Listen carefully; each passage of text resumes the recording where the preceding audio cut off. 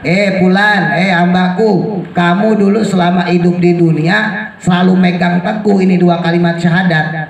Syahadat dipegang berarti orang itu sholat, cuman kesalahan yang lebih banyak. Jadi kemudian timbangan amalnya Pak ya, yang sebelah satunya ditaruh tuh catatan dosa dia, yang 99 itu, yang satunya lagi diletakkan lembaran yang bertuliskan dua kalimat syahadat. Apa yang terjadi? Fatarji'u, maka mengungguli tilkal warokotu, lembaran bertuliskan dua kalimat syahadat tadi, alama atas apa-apa visi jilati yang berada di dalam catatan dosa-dosa dia tuh. Jadi ditimbanglah syahadat tersebut, maka kedua kalimat syahadat tadi melebihi daripada dosa-dosa dia yang 99. Makanya kita nggak bisa ngomong dan nggak boleh ngomong. Percuma kamu pakai kerudung, kelakuannya jelek. Percuma pakai jilbab, mulutnya nggak bisa dijaga, nggak boleh. Karena pakai kerudung, pakai jilbab itu suatu syariat, suatu kebaikan, suatu pahala. Nggak bisa kita memvonis orang gara-gara dia mulutnya jelek, terus disalahin kerudungnya. Kenapa? Karena kelak nanti kerudung dia, jilbab dia itu bakal membela dia di hadapan Allah. Gitu. Ya sama kayak begini, orang sholat, emang semua orang sholat kelakuannya baik? Belum tentu juga. Jadi nggak bisa kita ngomong, wah percuma kamu sholat kelakuan masih begitu. Nggak boleh. Hati-hati nih. Gara-gara dia melakukan keburukan, terus kebaikannya mutlak hilang semua. Enggak. Tinggal nanti sholatnya bisa nggak menyelamatkan dia, mengalahkan kesalahan atau dosa-dosa yang dia punya selama ini. Jadi ketika orang menjembatani jembatan Sirat tadi, maka kemudian malaikat Zabaniyah melihat mereka-mereka yang durhaka pada Allah semasa hidupnya langsung dilempar-lemparin, ya. Wa alaiha, dan padanya itu sab'atu mawaqifah. Di atas jembatan Sirat tadi itu ada 7 pos. Ini sama nih kayak pada masyar. Ada pos pemberhentian, watulus siroti, dan adapun panjangnya sirat tadi itu mikdaru salasati alafi sanatin, yaitu kurang lebih kira-kiranya 3000 tahun perjalanan. Masya Allah. Belum ya, kemarin 1000 aja udah banyak banget. Nah ini 3000 tahun perjalanan.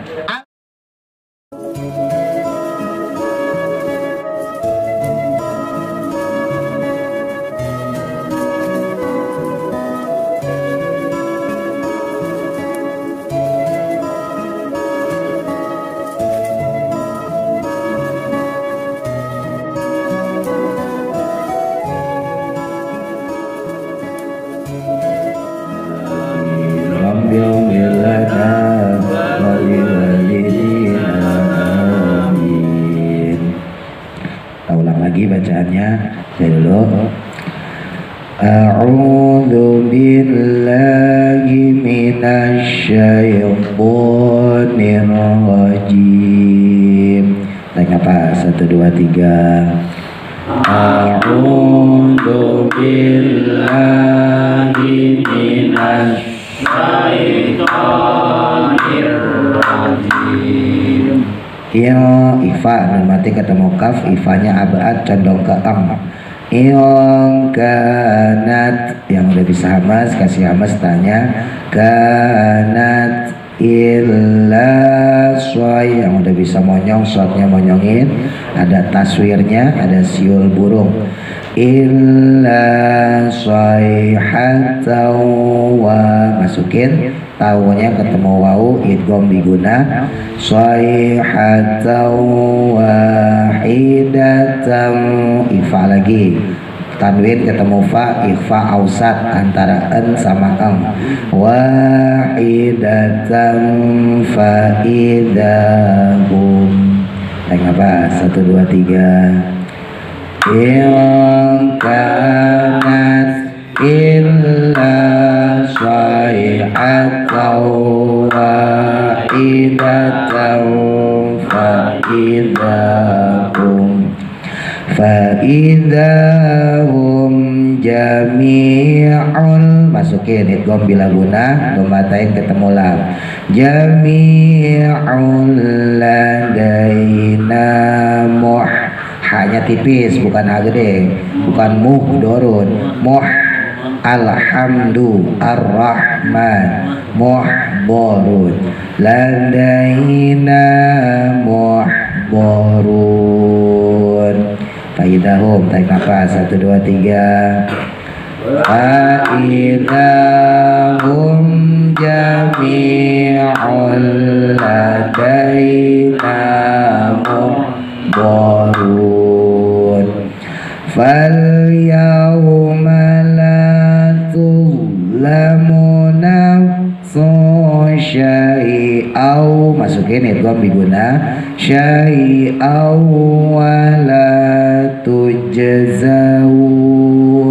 Tarik nafas 1 2 3. Wal yawma la tuzlamu nafsun syai'au wa la tujzaun.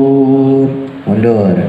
Wa la tujzauna illa ma kuntum. Kuntum non mati ketemu ta, ifanya akrab condong ke an.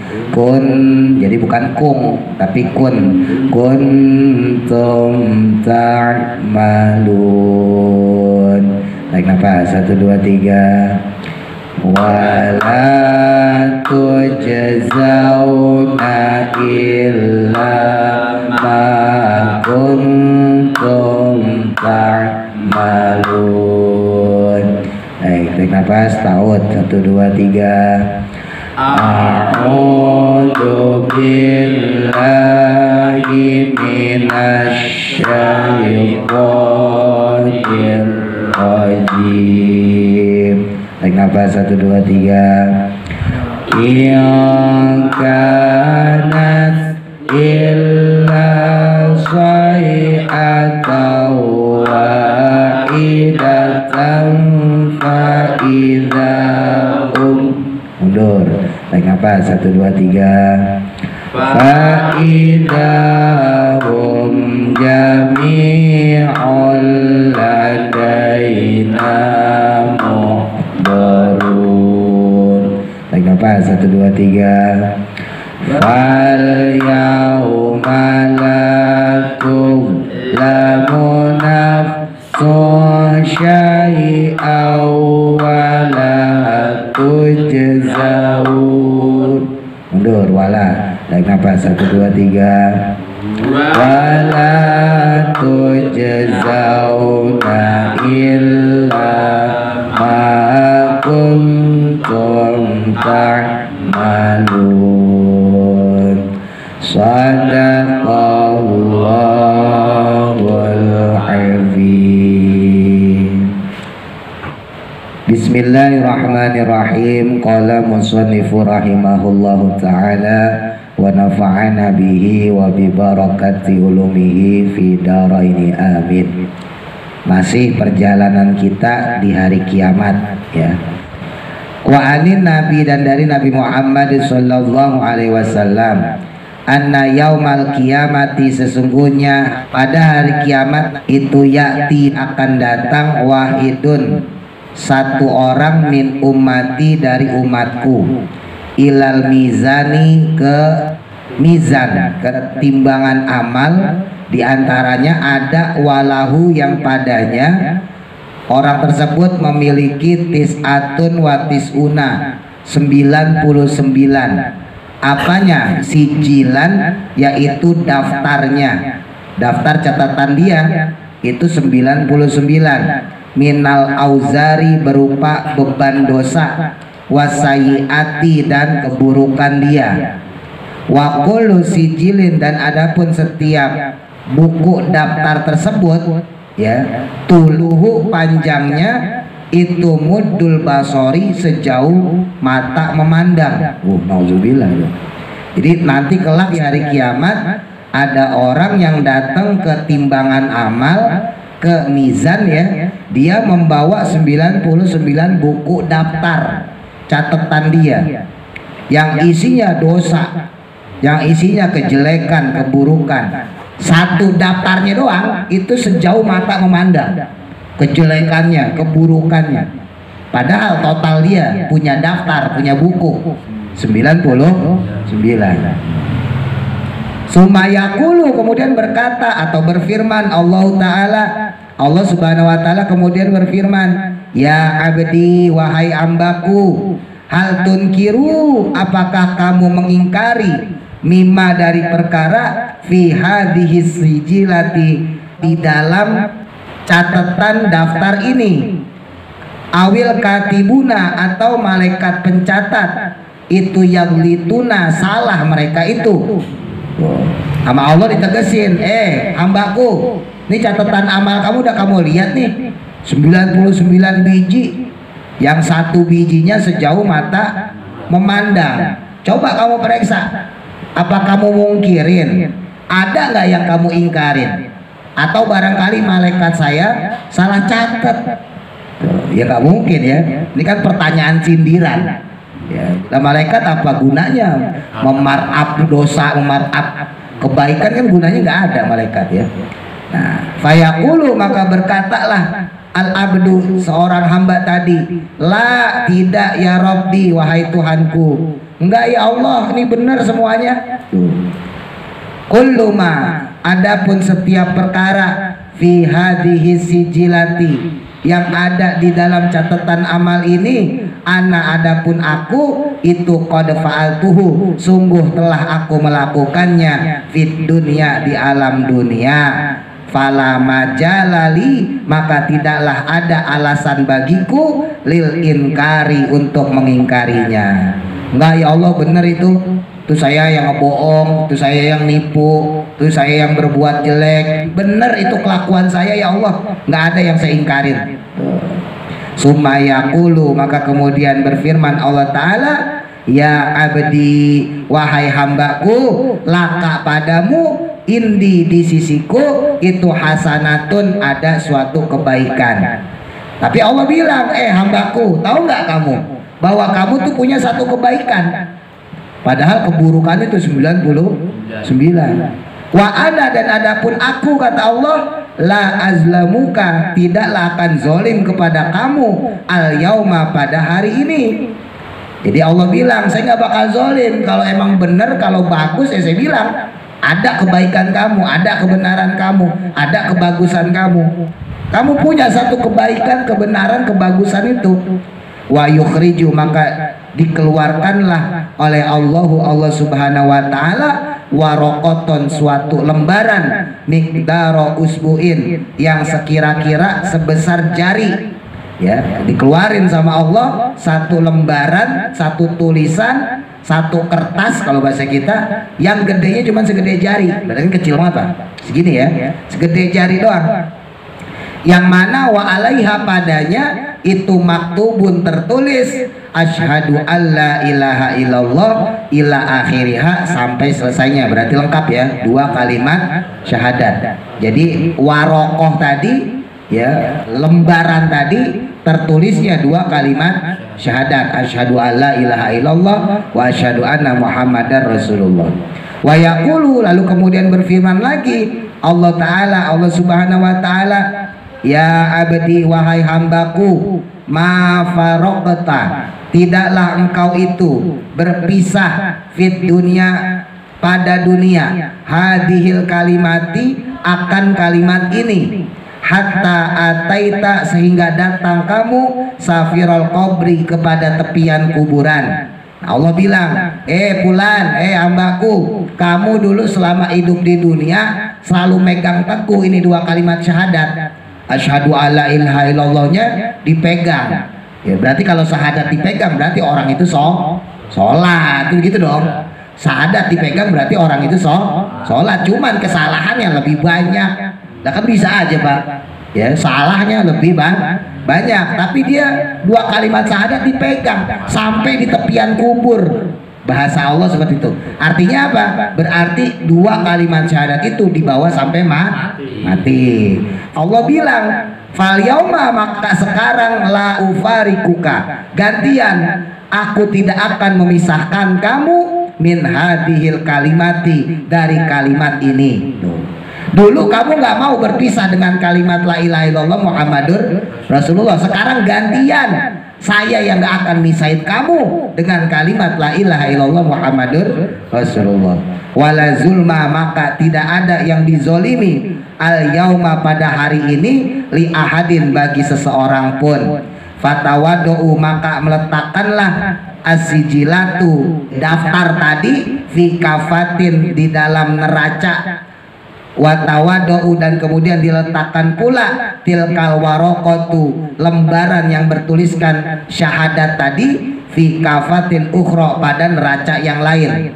Jadi kemudian timbangan amalnya Pak ya, mizannya itu yang sebelah satunya ditaruh tuh catatan dosa dia yang 99 itu, yang satunya lagi diletakkan warokoh, lembaran yang bertuliskan dua kalimat syahadat. Apa yang terjadi? Fatarji'u, maka mengungguli tilkal warokotu, lembaran bertuliskan dua kalimat syahadat tadi, alama, atas apa-apa, fisijilati, yang berada di dalam catatan dosa-dosa dia. Kenapa? Li'annasmaullahi, karena sesungguhnya asma Allah Ta'ala, wasma habibihi, dan juga asma kekasihnya Nabi Muhammad Sallallahu Alaihi Wasallam itu azomu, lebih agung, wa a'la, dan lebih tinggi.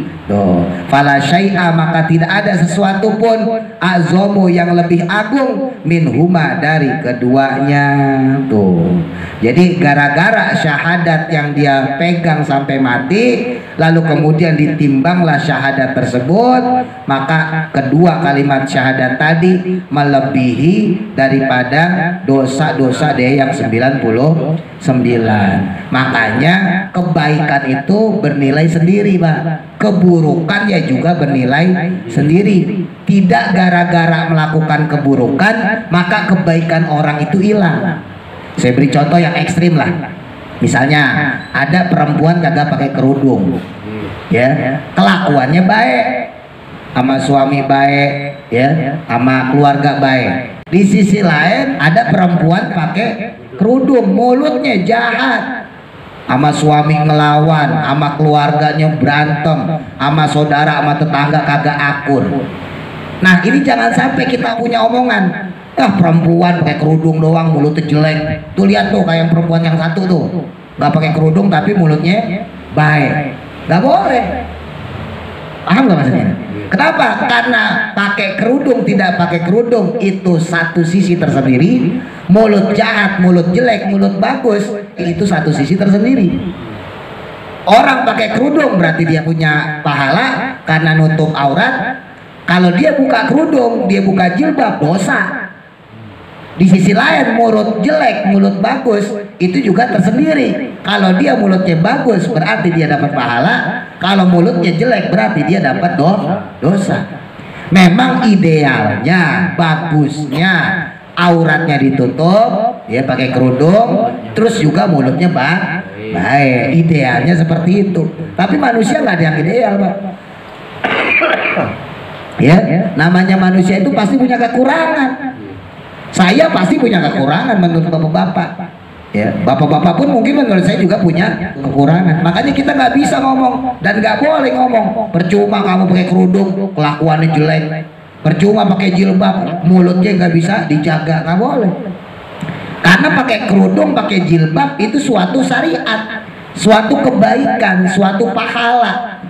Nggak bisa kita memvonis orang gara-gara dia mulutnya jelek terus disalahin kerudungnya. Kenapa? Karena kelak nanti kerudung dia, jilbab dia itu bakal membela dia di hadapan Allah. Gitu. Ya sama kayak begini, orang sholat, emang semua orang sholat kelakuannya baik? Belum tentu juga. Kenapa? Sholat itu perintah Allah. Ya, ketika dia sholat, dia menghadap Allah, dia lakuin syarat rukunnya, ya dia wudhu, ya takbir, ngadep kiblat dan seterusnya ya. Nah keluar dia dari musola, keluar dari masjid, selesai dia dari sholatnya, balik lagi pada diri dia sendiri.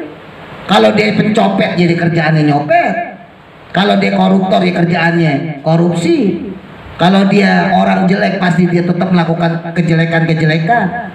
Pun sebaliknya, kalau dia orang baik ya pasti dia kembali juga menjadi orang baik. Jadi nggak bisa kita ngomong, wah percuma kamu sholat kelakuan masih begitu, nggak boleh. Hati-hati nih. Ya, nggak bisa disandingkan tuh ya antara kebaikan dengan keburukan disamain. Gara-gara dia melakukan keburukan, terus kebaikannya mutlak hilang semua. Enggak. Wah percuma kamu sholat, ngomongnya masih begitu. Percuma kamu sholat, masih ngelawan sama suami. Percuma kamu sholat, masih jahat sama istri. Percuma kamu sholat, sama tetangga kagak akur. Nggak boleh, karena nggak ada hubungannya. Sholat mah sholat perintah Allah. Ya, masalah kelakuan, masalah akhlak itu masalah individu, masalah pribadi. Ya seperti kasus ini nanti, ya nanti diadilin di hadapan Allah. Dosanya dikasih tahu banyak, Pak. Tinggal nanti sholatnya bisa nggak menyelamatkan dia. Ya, sholatnya bisa nggak mengalahkan kesalahan atau dosa-dosa yang dia punya selama ini. Ya, makanya hati-hati kalau kita ngomong, jangan sampai menghilangkan kebaikan seseorang. Ya kan zaman sekarang gitu, orang suka gebiah-uyah ya, gara-gara kesalahan satu semuanya dijelekin. Padahal di satu sisi mungkin dia jelek, di sisi lain kan belum tentu, Pak. Ya, Nabi ngajarin kepada kita sebisa mungkin kita husnuzon pada orang, sebisa mungkin kita berbaik sangka pada orang.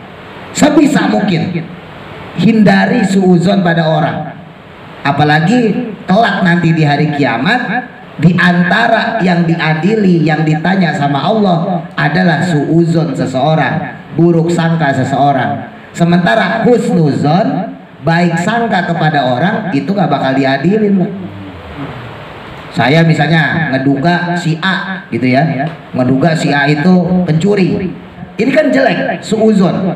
Benar atau tidak dia pencuri, maka dugaan saya nanti akan diadilin sama Allah. Kenapa kamu menduga dia pencuri? Tapi kalau husnuzon, saya menyangka dia orang soleh, walaupun dia pencuri, maka nanti di akhirat gak bakal diadilin. Lah kenapa? Karena husnuzon itu perintah Allah. Gak mungkin Allah nanya, kenapa kamu baik sangka main orang? Maksudnya ya? Iya. Makanya lebih baik kedepankan husnuzon kepada siapapun, termasuk istri kita, anak kita, ya tentunya perlu kita mencurigai sebagai bentuk kehati-hatian ya dalam menjaga keluarga, istri, anak dan sebagainya. Tapi jangan berlebihan, ya jangan sampai kebaikan dia itu kemudian hilang di mata kita. Padahal namanya istri, anak, keluarga, saudara, teman dan semuanya itu kan pasti punya kebaikan, Mbak. Ya namanya manusia nggak luput dari kesalahan. Jangan sampai kesalahan dia itu kemudian memudarkan kebaikan di depan mata kita ya, karena Allah saja tidak mau zolim ya, makanya disebutin la tuzlamu nafsun syai'au wa la tujzauna illa ma kuntum ta'malun. Nah di hari itu Allah nggak bakal zolim. Jadi yang baik tetap dinilai baik, yang jahat ya tetap dinilai jahat. Itu Qalat berkata Aisyah tu Sayyidah Aisyah ya istrinya Nabi Muhammad SAW radhiyallahu anha, ya Rasulullah, wahai Rasulullah, hal yadkuruna, apakah mereka itu, maksudnya kita-kita ya, bisa mengingat iyalahum akan keluarga mereka yaumal kiamati pada hari kiamat. Ya Rasul, apakah nanti kita bisa ingat sama keluarga kita? Seorang suami ingat gak dia sama istrinya? Seorang istri ingat gak sama suaminya? Seorang ayah, ibu ingat gak sama anaknya? Atau sebaliknya, seorang anak apakah dia ingat sama orang tuanya? Qala, maka menjawab Nabi Muhammad sallallahu alaihi wasallam, naam, iya, tentu istriku. Illa fi salasatin mawadi'ah, kecuali pada 3 tempat. Berarti ada ingatnya, ada kagaknya. Yakni yaitu layak diru, tidak akan mampu ahadun seseorang ayat kuro untuk mengingat ahadan akan seseorang pun fi salasati mawadi'ah pada 3 tempat. Al awalu, adapun yang pertama, inda qiraatin, ketika membaca dafatiro a'malihi, akan daftar amalnya dia. Tuh. Tempat pertama yang orang itu nggak bakal ingat sama orang lain, ya termasuk keluarganya, yaitu ketika dia membaca daftar amal. Dari kapan? Dari balik. Ya kemarin udah saya sampaikan ya. Dari balik Pak. Kita balik misalnya umur 15 tahun, 16, 17 terus sampai meninggal. 60, 70 misalnya gitu. Nah, ketika kita baca daftar amal kita, saya sholat sekian, saya nggak sholat sekian, saya puasanya sekian, saya nggak puasa sekian gitu ya. Itu kita nggak bakal ingat sama keluarga kita. Kenapa tuh nggak ingat? Karena karena mikirin diri sendiri, boro-boro mikirin orang lain, boro-boro mikirin istri, boro-boro mikirin orang tua, boro-boro mikirin anak.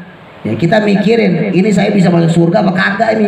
Daftarnya begini, segitu banyaknya Pak, daftar yang tercatat itu.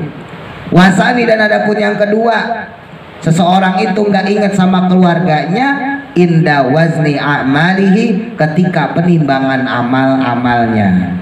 Ketika ditimbang di mizan, di timbangan amal, maka dia juga nggak bakal ingat sama keluarganya. Kenapa? Yaitu peristiwa yang sangat mengerikan bagi dia. Ya, ibarat orang disidang di pengadilan ya, mau diponis.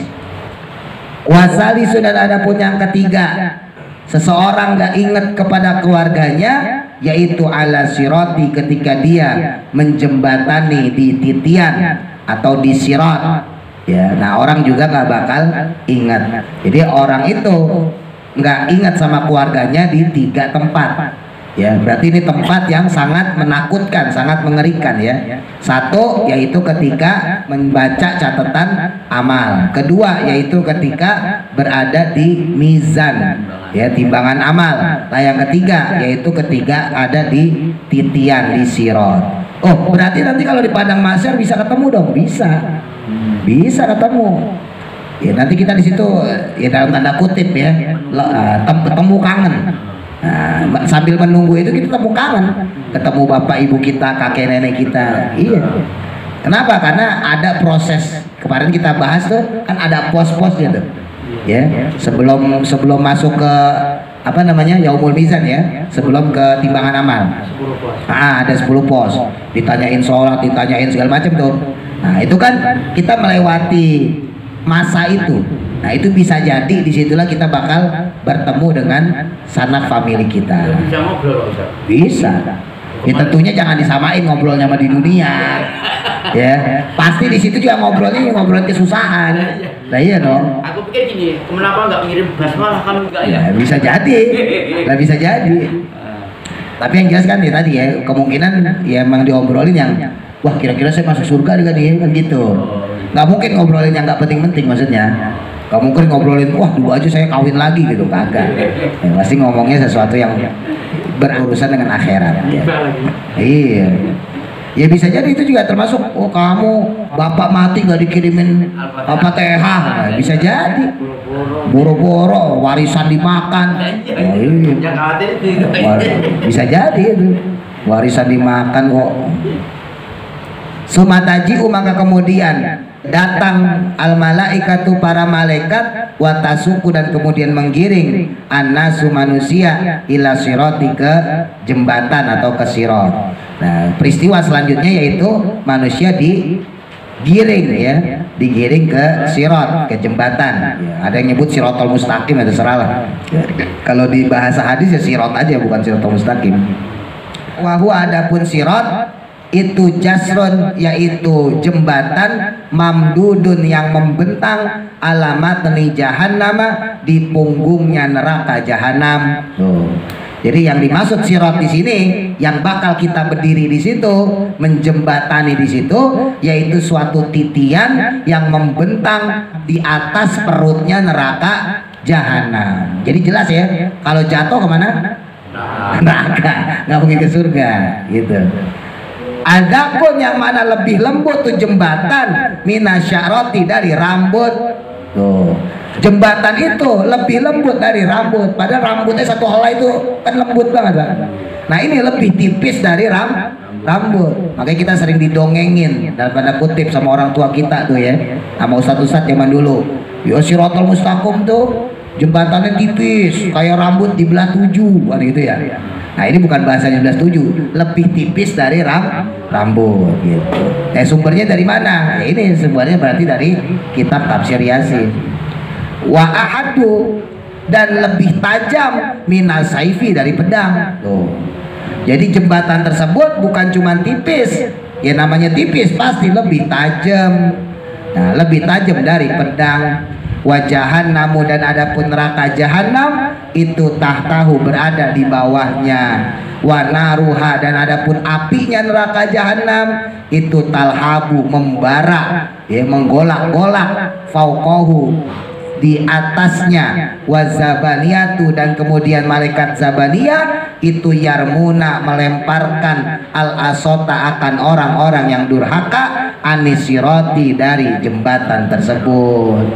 Jadi ketika orang menjembatani jembatan Sirat tadi, maka kemudian malaikat zabaniyah melihat mereka-mereka yang durhaka pada Allah semasa hidupnya langsung dilempar-lemparin, ya. Wa alaiha, dan padanya itu sab'atu mawaqifah.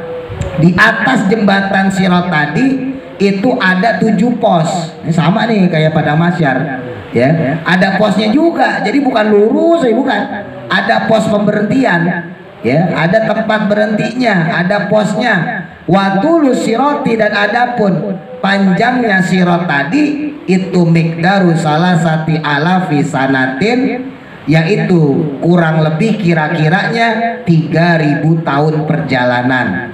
Masya Allah. Belum ya, kemarin 1.000 aja udah banyak banget. Nah ini 3.000 tahun perjalanan. Alfu sanatin, adapun 1.000 tahunnya sirat itu suudun, naik 1.000 tahun, naik terus Pak, 1.000 tahun naik terus.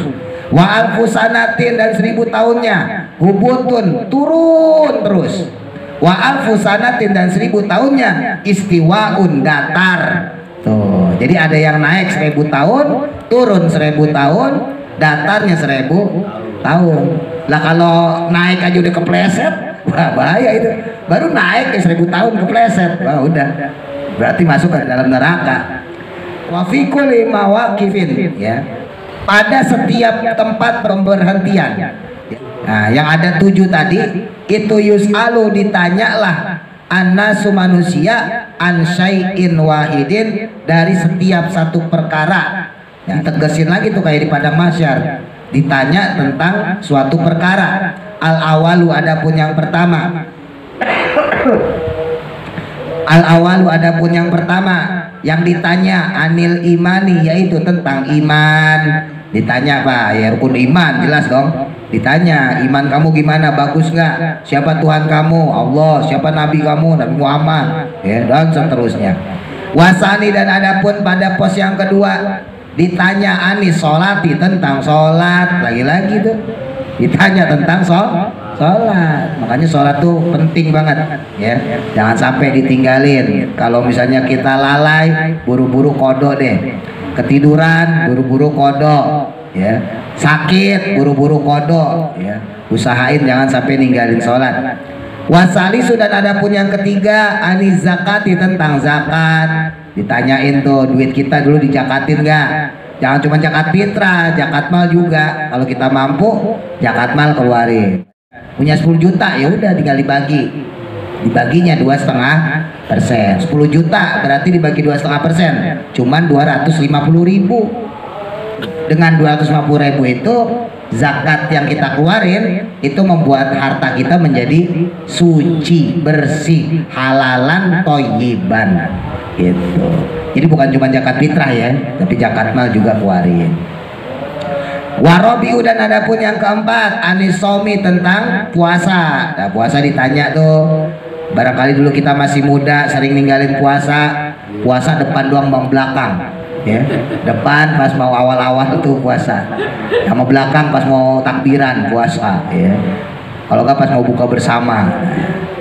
Makanya dobelin itu ya. Ya udah puasa Senin Kamis, tapi niatinnya niat kodok puasa Ramadan, ya. Jangan niat puasa Senin Kamis, nggak boleh, ya, karena puasa Senin Kamis hukumnya sunnah, puasa Ramadan kodok wajib ya menang. Jadi perkara sunnah dikalahkan sama perkara wajib. Niatnya kodok sekali ya. Niatnya kodok. Tapi kalau kita lakuin di hari Senin di hari Kamis, maka kita dapat pahala 2 double. Pahala kodok puasa Ramadan, pahala juga puasa Senin Kamis. Wal khamisu, dan ada pun yang kelima anil haji, tentang haji. Oh, ditanya juga. Punya duit 50 juta, bukan berangkat haji, malah beli mobil. Kalau jelas ya kan, parkirannya aja berapa juta tuh. Ya, berangkat deh haji. Wasadi, sudah ada pun yang keenam anil wudu, ditanya tentang wudu. Wal gusli, dan juga tentang mandi. Mandi ditanya, ya wudu ditanya, mandi juga ditanya. Kenapa Pak? Mandi sama wudu ditanya? Karena itu sumber toharoh yang pertama. Iya, mandi besar, wudu itu sumber bersuci kita yang pertama. Makanya kan bolak-balik saya ngomong ya, Bapak kalau ceboknya salah, ceboknya kagak bener, ya air masih jalan nih, kencing misalnya gitu ya, terus kita cebok, atau masih tersisa air kencing kita, ya, terus kita buru-buru nganggapnya udah selesai, kita udah cebok, terus kita pengen pakai celana dalam aja, padahal masih ada tetesan. Lah berarti kita bawa najis. Terus kita wudu, mau wudu 1000 kali juga kagak sah. Sholat, mau sholat 1000 kali juga kagak sah. Hati-hati. Berawal dari cebok, berawal dari mandi, berawal dari wudu. Usahain yang bener. Wudunya kagak sah, ceboknya kagak sah, mandi kagak sah, maka sholatnya kagak sah. Nanti di akhirat kita nanya, ya Allah, saya sholat sekian ratus ribu, mana catatan sholatnya? Gak ada. 0. Kenapa 0? Karena toharohnya salah, ceboknya salah, mandinya salah, wudunya salah. Makanya hati-hati, wudu juga jangan kayak capung cebok. Wudu yang bener, ya, dibiasain. Kan udah bolak-balik saya praktekin ya. Nah kalau kurang jelas nanti buka aja YouTube saya tuh, lah banyak tuh. Nah itu bolak-balik saya terangin ya. Wudu sholat jangan kayak capung cebok. Wudu berapa sih lamanya? 5 menit, 10 menit. Sholat berapa sih lamanya? 5 menit, 10 menit. Oh bang, sebentar doang aja kok. Kayak orang kejar-kejar setan. Ya. Wudu yang sempurna, wudu yang bagus. Sholat juga yang bagus. Karena itu bisa dibilang tanda pemuncak kita, Pak. Ya, kemarin sempat saya singgung ya hadis Nabi. Awalu ma yuhasabu fil akhirah. Dalam riwayat lain, awalu ma yuhasabu bihil abdi. Ya, bahwa sesuatu perkara amal perbuatan yang pertama ditanya di hari kiamat, di akhirat, yaitu as-sholat. Kalau sholatnya bagus, maka semuanya dianggap bagus. Kalau sholatnya jelek, berantakan, semuanya juga dianggap berantakan. Hati-hati. Makanya saya nggak bosan-bosan lah kalau masalah sholat ya, karena masalah sholat, masalah wudhu, istinja dan sebagainya itu perbuatan harian kita ya. Wasabiu, dan adapun yang ketujuh anizulmi, ditanya kita tentang kezoliman. Ya namanya zolim itu wad'u syai' la fi makaniha, menempatkan sesuatu bukan pada tempatnya. Zolim yang disengaja maupun zolim yang tidak disengaja. Zolim yang disengaja gimana? Ya jelas nyakitin hati orang, ya, ngata-ngatain orang. Ya itu zolim yang disengaja. Zolim yang tidak disengaja, ya, contoh lah gampangnya, Bapak punya pot, punya pohon, parkir motor segala macam yang bisa menghalangi orang jalan. Itu zolim Pak, jangan salah. Bapak punya pot, punya pohon menjulur, orang jalan susah, zolim. Punya motor ditaruh di jalanan, walaupun depan jalan kita, tapi kan itu jalanan umum, orang lewatnya susah, zolim. Nah, gimana caranya? Terserah gimana kayak caranya, pintar-pintar kita. Itu jembatan nggak zolim Pak? Kalau seandainya nyusahin orang, ganggu orang ya zolim. Iya dong. Tapi kalau nggak ganggu orang kagak apa-apa. Kalau cuma tidur doang ya. Tapi kalau tidur terus nyetel TV kenceng-kenceng misalnya gitu, nyetel TV kenceng-kenceng, nah orang kanan kiri keganggu pada istirahat mau sholat misalnya, keganggu ya dosa. Gitu. Waman, dan adapun siapa orang qasara yang dia tertahan fi hadhil asya'i, pada tempat ini al-mazkurati yang disebutkan tadi, yang kusu maka dia berdiam fi kulli mawaqifin pada setiap satu tempatnya miqdaro alfi sanatin selama 1000 tahun. Wa illa namun jika tidak yamuru maka lewatlah dia ala kulli mawaqifin setiap pada satu posnya, setiap pemberhentiannya fi saatin wahidatin sesaat saja atau 1 jam saja, sama kayak kemarin. Kalau dia terhenti di satu pos tadi maka dia berhenti bisa sampai 1000 tahun. Tapi kalau orang itu amalnya bagus, bisa ngejawab semua muat, maka dia berhenti di pos tadi sesaat saja, sebentar doang. Makanya sebelumnya kita udah bahas juga, orang yang berada di jembatan di titian Sirat itu macam-macam modelnya. Ada yang jalannya kalbur kilkhotib, seperti kilat yang menyabar, wush cepat tuh Pak. Seperti buruk, wush cepat. Ada orang yang berjalan kaki, ada yang nyesot jalannya, ada yang gelantungan jalannya, macam-macam jalannya. Ya tentunya kita berharap dia cepet lah ya, entah lari, entah kayak buruk, kayak kilat, terserah lah. Yang penting jangan sampai ngesot lah. Nah, itu bahaya tuh kalau ngesot tuh, bisa jatuh. Wa yaumul qiyamati wallahu a'lam. Mudah-mudahan manfaat. Al-Fatihah. A'udzu billahi minasy syaithanir rajim. Bismillahirrahmanirrahim.